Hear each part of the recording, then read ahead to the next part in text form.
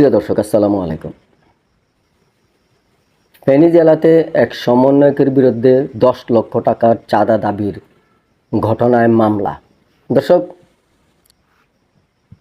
ঘটনার বিবরণে জানা যায়, ফেনী সিভিল সার্জন অফিসে চাকরির জন্য 10 লক্ষ টাকা ঘুষ চাওয়ার একটি অডিও ফাঁসের পর সমন্বয়ক রাব্বি, নাহিদ হাসান রাব্বি ও চাকরির প্রার্থী আব্দুল কাদের বিরুদ্ধে মামলা করেছে ফেনী স্বাস্থ্য বিভাগ।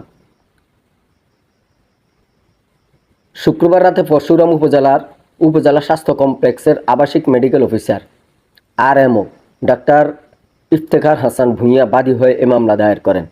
মামলার প্রধান সাক্ষী করা হয়েছে পরশুরাম উপজেলা স্বাস্থ্য ও পরিবার পরিকল্পনা কর্মকর্তা ডাক্তার এমদাদুল হককে। দর্শক, মামলার আসামিরা হলেন বৈষম্য বিরোধী ছাত্র আন্দোলনের সমন্বয়ক নাহিদ রাব্বি। তিনি পরশুরাম পৌর এলাকার পোলাপাড়া গ্রামের নুরুন্নবীর ছেলে। মামলার অপর আসামি আব্দুল কাদের, সে অনন্তপুর গ্রামের বেলাল হোসেনের ছেলে।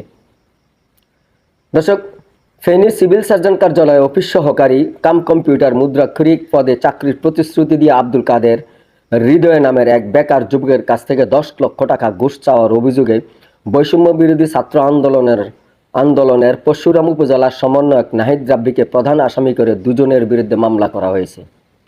মামলার এজাহার সূত্রে জানা যায়, ডাক্তার ইফতেখার হোসেন ভূঁইয়া হাসপাতালে অবস্থানকালে সামাজিক যোগাযোগ মাধ্যমে একটি অডিও শোনেন।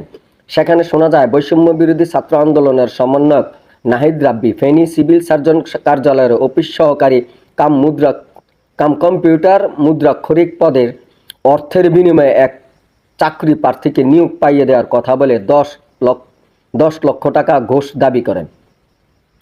2 মিনিট 21 সেকেন্ডের কথোপকথনে নাহিদ রাব্বি ফেনী সিভিল সার্জন কার্যালয়ে নিয়োগ পাইয়ে দেবেন বলে 10 লক্ষ টাকা দাবি করার ঘটনায় সিভিল সার্জন কার্যালয়ের নিয়োগ পরীক্ষা বিতর্কিত প্রশ্নবিদ্ধ হয়েছে।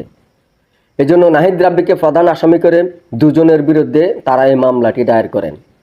ফেনী সিভিল সার্জন অফিস সূত্রে জানা যায়, শুক্রবার ফেনী জেলার সিভিল সার্জন কার্যালয়ে বিভিন্ন পদে নিয়োগ পরীক্ষা অনুষ্ঠিত হয়েছে।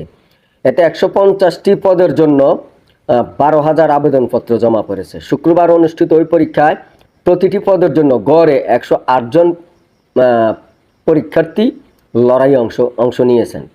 দর্শক, পরশুরাম মডেল থানার ওসি মোহাম্মদ নুরুল হাকিম এই মামলাটি রেকর্ড করেছেন বলে নিশ্চিত করেছেন। দর্শক, আজকে এই পর্যন্তই। সকলে ভালো থাকেন, সুস্থ থাকেন। আল্লাহ হাফেজ।